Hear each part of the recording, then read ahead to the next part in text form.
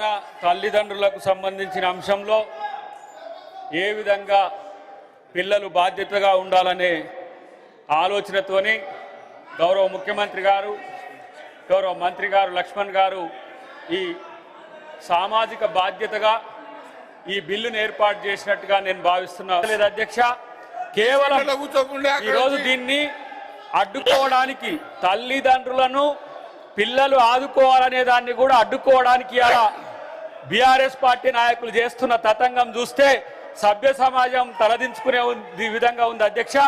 కేవలం వాళ్ళ యొక్క రాజకీయ ప్రయోజనం తప్పితే ప్రజా ప్రయోజనం కానీ సామాజిక ప్రయోజనం కానీ ఎప్పుడు కూడా గత ప్రభుత్వం ఆలోచించలేదు, బీఆర్ఎస్ కూడా ఎప్పుడు ఆలోచించలేదు అధ్యక్ష.